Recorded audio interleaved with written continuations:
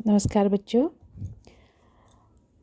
कल हमने नागमती वियोग वर्णन में पढ़ा था कि नागमती ने पूरे 12 महीने रो रो कर बिता दिए और उसका प्रियतम नहीं लौटा। वह प्रेम में बहुत ही व्याकुल हो गई। उसका विरह जो है उसको जलाए दे रहा है, उसके अंदर से ज्वालाएं निकल रही हैं और वह उसके लिए एक एक जो क्षण है या पल है बहुत ही कष्टकारक है। तो उसका प्रीतम नहीं आता है ना और वह पूरे समय जो वो रोती रहती है तो कहती है कि अंत में वो हार गई है। कवि कहते हैं कि वो रो रो कर अंत में हार गई है। उसने तो पहले तो घर के मनुष्यों से पूछा, प्रकृति से पूछा, सबको उसने संदेश दिए, लेकिन किसी ने भी उसके विषय में ज़्यादा ध्यान नहीं दिया। और अब वह वन के पक्षियों से पूछने के लिए निकली है, ऐसी कवि की कल्पना है। अब देखिए, भई पुछार लीन बनवासु बैरन सवती दीन चली वासु होई खार बन विरह तनु लागा जो पियो आवे उड़ही तो कागा हारिल भये पंथ में सेवा अब तह पठवा कौन परेवा धौरी पंडुक कहूँ पियो नाऊँ जो चित रोख न दूसर ठाऊँ जाहि बया हुई पियु का कंठ लवा करें मेरा वो सोई गौरवा कोयल भई पुकारत रही महरी पुकारे ले दही पेड़ त्यूरी औजल हंसा हृदय पैठ विरह कटंसा जही पंखी के नियर होई कहें बिरह के बात सोई पंखी जाई जरी तरिवरी होई निपात। अब पुछार मन होती है मोरनी या पूछने वाले भी हो सकती है। और चिलवासु बना चिड़िया फंसाने वाला फंदा। और हारिल मन पक्षी होता है। ये धौरी मने सफ़ेद चिड़िया, पंडुक बने पीली चिड़िया होती है। और इसमें तिलोरी मने तेलिया मैना होती है। और एक होती है महरी, ग्वालिन नाम की चिड़िया होती है। तो इसमें देखो चिड़ियाओं के नाम हैं। नागमती विरह की विह्वलता में उन्माद की अवस्था को पहुंच गई है। वह पक्षियों से अपनी व्यथा रोती फिरती है और प्रियतम से मिलन कराने के लिए उनसे अनुनय विनय करती है। वह बिल्कुल उन्माद की अवस्था में पहुंच गई है, उसे कुछ भी पता नहीं है। वह बिल्कुल अपने प्रियतम के विरह में व्याकुल रहने लगी है। नागमती अब विरह व्याकुल होकर मोरनी बनी हुई वन वन में मारी मारी फिरती है। उसकी सौत पद्मिनी बैरन बन गई है। कह रही है कि मेरी सौत जो पद्मिनी है वह बैरन बन गई है, जिसने चिड़िया को फंसाने के विरह रूपी जाल में उसको फांस दिया है। विरह का जाल है, उसमें उसको फांस दिया है। जिस प्रकार से जो बहेलिया होता है वह जाल बिछाकर चिड़ियाओं को फंसाता है, तो उसी प्रकार से कह रही है कि जो पद्मिनी है वह भी मेरी जो सौत है वह मेरी बैरन बन गई है। उसने चिड़िया को फंसाने के विरह के रूप में विरह रूपी जाल में उसको फांस लिया है। विरह उसके शरीर में तीक्ष्ण बाण के समान लग रहा है ना। होई खर बाण विरह तनु लगा, वो बहुत ही तीखे बाण के समान उसके मन को उसके तन को लग रहा है। वह बैठे हुए काग से कहती है, सोपियु आवे उड़ह्यो कागा। वो अपने कौवे से कहती है, हे कौवा, हे काग, यदि मेरा प्रियतम आ रहा है तो तू उड़ जा। तो अपने कौवे से कहती है, जो कौवा बैठा हुआ है उसके घर पर, तो कहती है अगर मेरे प्रियतम आ रहे होंगे तो तू उड़ जा, तो मैं समझ जाऊंगी, मैं खुश हो जाऊंगी, मेरा प्रियतम आ रहे हैं। मैं नागमती हारिल पक्षी बनी हुई प्रियतम का पथ देखती हुई हार चुकी हूँ। तो कहती है मैं हारिल पक्षी के समान हो गई हूँ, है ना। हारिल भई पंथ में सेवा अब तह पठहूँ कौन परेवा। कह रही है कि मैं नागमती, मैं हारिल पक्षी बन गई हूँ और उसके समान बनी हुई प्रीतम का पद देखती हूँ। हारिल पक्षी जो है अपने एक लकड़ी को अपने पास पकड़ा ही रहता है, उसको वो छोड़ता नहीं है। तो इसी प्रकार से उनसे प्रीतम का जो विरह है या प्रीतम के प्रेम को उसने अपने हृदय से लगा रखा है और वह उसको छोड़ नहीं सकती है। तो हारिल पक्षी के समान वह बनी हुई कह रही है कि बनी हुई प्रीतम का पथ देखकर मैं हार चुकी हूँ। अब वह कहती है मैं किस पक्षी को प्रीतम के पास संदेश भेजकर भेजूं। हारिल को भेजती, लेकिन वह तो हारिल वो स्वयं बनी हुई है। तो कह रही है अब तहाँ पठवा कौन परे परे ना पक्षी, अब मैं किस पक्षी को तुम्हारे पास भेजूं। अब धौरी पंडु को कहूँ प्यू नाऊँ, जो चित रोक न दूसर ठाऊँ। कह रही है कि नागमती धौरी और सफ़ेद और पंडुक जो पीली चिड़िया हैं उनसे कहती है वह प्रीतम का नाम उनको सुना दें, है ना।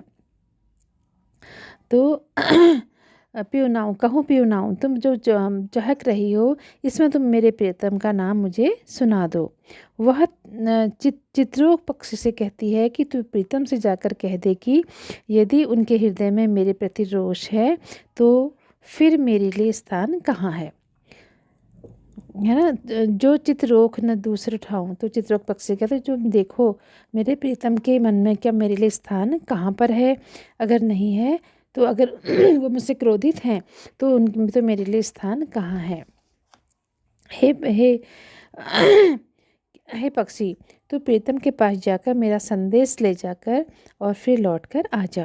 कह रही है कि दूसरे ठाऊं जाई बया हुई प्यू कप्यू कंठलावा करे मेरा वो सोई गौरावा, कोयल भई पुकारती रही मेहरी पुकारी ले दही।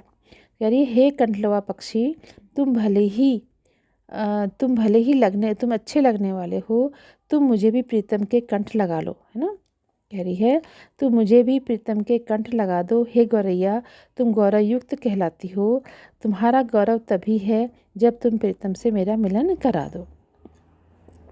जाई बया हुई प्यू कंठलवा, तो ये कंठ पक्षी होता है तो उसे कह रही है कंठलवा तुम भी अच्छे लगने वाले हो, तुम सुंदर हो, तुम मुझे भी प्रीतम की तरह अपने कंठ से लगा लो। करे मेरा वो सोई गौरव, और गौरैया तुम तो गौरवयुक्त कहलाती हो, तुम्हारा गौरव तभी है जब तुम मेरा प्रीत से मिलन करा दो। और कंठलवा पक्षी मेरा अपने प्रीतम से मेरा भी कंठवा करवा दो, मेरा भी मिलन करवा दो या मेरे कंठ से लगा दो। कोयल भई पुकारते रही मेहरी मेहरी दे, मेहरी मेहरी पुकारे ले दही। और नागमती कहती है मैं प्रिय को पुकार पुकार कर काली हो गई हूँ, है ना। कोयल काली होती है तो कह रही कि मैं प्रीतम को पुकार कर काली हो गई हूँ, मेहरी मेहरी ले दही। और जो ग्वालिनी चिड़िया है, ग्वालिनी चिड़िया होती है वह दही दही पुकार कर मुझे जलाती रहती है। पेड़ त्योरी ओ जल हंसा, हृदय पैठ विरह कट संसा। हे तेलिया और तोतिया और मैना, नीलकंठ और जलहंस, तुम विरह रूप हृदय में बैठकर क्यों कष्ट देते हो, प्रीतम से मुझे मिला दो, है ना। तो हृदय पैठ कटनसा, तुम मेरे हृदय में बैठकर, तेलिया और मैना, नीलकंठ और जलहंस, तुम मेरे हृदय में बैठकर तुम मुझे कष्ट क्यों दे रहे हो, तुम प्रीतम से मुझको मिला दो। जेहि पंखी के नियर होई कहें हृदय के बात, सोई पंखी जाई जरी तरीवरी होई निपात। कह रही है कि वियोगनी नागमती जिस पक्षी के समीप जाकर अपने विरह की बात कहती है ना, वह पक्षी जल जाता है। सोई पक्षी पंखी जाई जरी, वही पक्षी जल जाता है।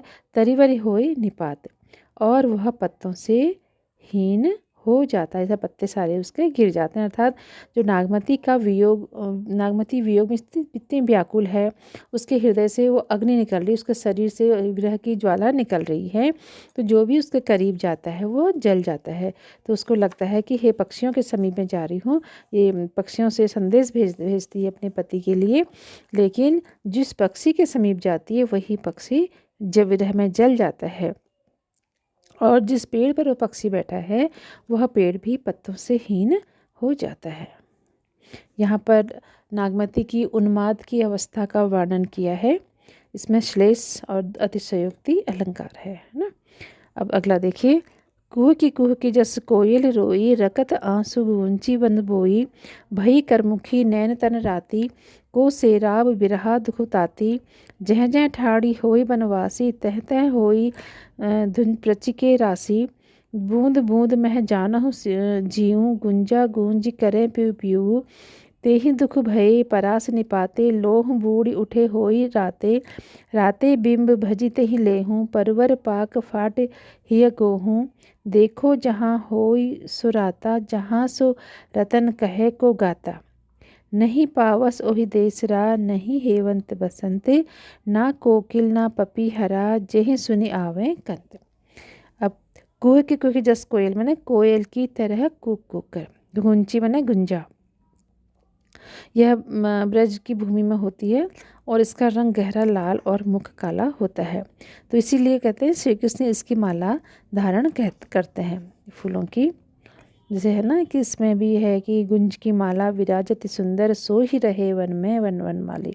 तो गुंजियों की माला श्री कृष्ण धारण करते हैं। करमुखी मैंने काले मुख वाली, सेराव मैंने शीतल करें, परास मैंने पलाश ढाक जो होता है, निपात मैंने पत्तों से हीन, राते मैंने लाल होता है, बिंब मैंने बिंबा फल, लोहू मैंने रक्त, रतन मैंने रतन सिंह के लिए कहा गया है, पावस वर्षा ऋतु, देसरा मैंने देश। अब यहाँ पर जायसी ने विरह से अत्यधिक कारुणिक हुई जो नागमती है उसकी विरह दशा का वर्णन किया है। अब कह रहे हैं जिस प्रकार कोयल कूकती फिरती है उसी प्रकार वन में नागमती रोती हुई फिर रही है। कुहू की जस कोयल रोई, रकत आंसू गुंची बोई, है ना। कोयल जिस प्रकार से कूकती रहती है उसी प्रकार वन में नागमती रोती हुई फिर रही है। उसके नेत्रों से रक्त के आंसू गिर गिर कर पृथ्वी पर गुंजाओं की से बोते जा रहे हैं। उसके जो रक्त के आंसू गिर रहे हैं ऐसा लगता है जैसे गुंची यानी गुंजा के फूल उसने बो दिए हों, गुंजा के फूल बिखरे हुए हों। उसके नेत्रों से रोते रोते मलिन होकर उसका मुख काला पड़ गया है, उसके नेत्र लाल पड़ गए हैं। भई करमुखी नैन तन राती को सेरा विरहा दुख पाते, है ना। उसके रोते रोते उसका जो कमल के समान उसका मुख था वह काला पड़ गया है, मलिन हो गया है, और उसके जो नेत्र हैं वह लाल हो गए हैं। राती बना लाल को सेराव विरहा दुख आते। अब कह रहे हैं कि वह विरह के दुख से जल रही है। उस कौन ऐसा है जो उसको शीतलता प्रदान करे। को सेराब विरहा दुख आती है ना। वह विरह में इतनी व्याकुल हो रही है, इतनी तपी हुई है, इतनी गर्म हो रही है, इतनी ज्वाला शरीर से निकल रही है, तो कौन है जो उसको शीतलता प्रदान करे। जह जह ठाड़ी होई बनवासी, तह तह होई गुन प्रचिके राशि। तो यहाँ पर वन में मारी मारी फिरती हुई नागमती जहाँ भी खड़ी हो जाती है वहाँ उसके नेत्रों से अश्रु रूपी गुंजियों के ढेर हो जाते हैं। वो जहाँ भी खड़ी होती है तो वहाँ पर गुंजियों के ढेर लग जाते हैं। बूंद बूंद मह जानव जीऊँ, गुंजा गुंजा करें फिर जीव। जैसे जैसे उसके अश्रुओं की प्रत्येक बूंद में उसके प्राण समाये हों और उसके आंसू रूपी गुंजाएं पी पी पुकार रही हों। तो यहाँ पर है बूंद बूंद में जानो, जैसा लगता है उसकी बूंद बूंद में उसके प्राण बसे हुए हैं। गुंजा गुंजा गूंज करे, और गुंजा के जो पुष्प हैं वह प्यू प्यू पुकार रहे हों। ते दुख भये परास निपाते, लोह बूढ़ उठे होई राते। नागमती के विरह दुख के प्रभाव से पलाश के वृक्ष भी पत्तों से हीन हो गए हैं और लाल लाल फूलों के रूप में वे मानो रक्त में डूबकर लाल हो उठे हों, है ना। तेहि दुख परास भय ने, उसके दुख को देखकर, नागमती के दुख को देखकर पलाश के जो वृक्ष है वह भी पत्तों से रहित हो गए हैं। लो ही बूढ़ी उठे हुई रातों, और जो उसके लाल पत्ते हैं, जो उसके पलाश के जो रक्त में डूबकर जो बिंबा फल जो लाल हो गए हैं, है ना, और लाल लाल फूलों के रूप में वे रक्त में डूबकर लाल हो रहे हैं। मतलब पत्ते तो विहीन हो गए हैं और ऐसा लगता है कि वे रक्त में डूबकर जो उसके पुष्प हैं वह लाल हो गए हों। राते बिंब भीजते ही लोहों, और रक्त में डूबकर बिंब फल भी लाल हो गए हों। लोह बूढ़ी उठे हुई रातें, और उसी के विरह ताप से परवल पक गए हैं और गेहूं का हृदय फट गया है। उसके ताप से ही परवल भी जो है वह पक गए हैं, फाट ही है गेहूं, और गेहूं का हृदय फट गया है। अर्थात गेहूं भी जो है, गेहूं जब पकता है तो फट जाता है, तो ये लग रहा है कि उसका हृदय भी जैसे फट गया है। जहाँ देखो होई सो राता, जहाँ सो रतन कहे सो गाता। तो कह रही हैं जहाँ भी दृष्टि डालो वहाँ नागमती के अश्रुओं की रक्तिमा छाई हुई है, और नागमती का रतन सिंह है, वहाँ उसकी बात कौन करे, वहाँ की बात कौन करे। अब रात जहाँ देखो होई सो राता, जहाँ भी देखो उधर वहीं वहीं लाल लाल दिखाई दे रहा है, उसके रक्त के आंसू दिखाई दे रहे हैं। जहाँ सो रतन कहें सो गाता, और यहाँ पर रतन सेन जहाँ है, जहाँ उसका प्रियतम है, उसकी बात कहने वाला कोई नहीं है, अर्थात उसकी बात कौन कहे। नहीं पावस ओ देसरा, नहीं हेवंत बसंत, ना कोकिल ना पपीहरा, जेहि सुनी ओ आवे कंत। ऐसा लगता है उस देश में न वर्षा ऋतु होती है और न ही वहाँ पर हेमंत और बसंत ऋतुएं आती जाती है। ना वहाँ पर कोयल है और न ही चातक है, जिनकी पुकार को सुनकर प्रियतम को मेरी स्मृति आ जाए, है ना। क्योंकि जिस देश में मेरा प्रियतम बस रहा है वहाँ पर कोई भी ऋतु, हेमंत बसंत पावस, वहाँ पर कोई भी ऋतुएं नहीं आती हैं। क्योंकि ऋतुएं आती तो प्रीतम को मेरा भी स्मरण आता, लेकिन ऐसा नहीं हुआ। कोयल और पपीहरा भी नहीं है जिनकी आवाज़ को सुनकर मेरे प्रीतम को मेरा स्मरण आता और वे लौट आते, पर शायद वहाँ पर कुछ भी ऐसा नहीं है। उन्माद की अवस्था है, अनुप्रास और उत्प्रेक्षा अलंकार है, और रक्त के आंसू गिरने में विभत्स रस का भी इसमें प्रयोग हुआ है। तो आपका ये नागमती वियोग वर्णन पद्मावत पूरा हो गया। कल से अपन दूसरा शुरू करेंगे।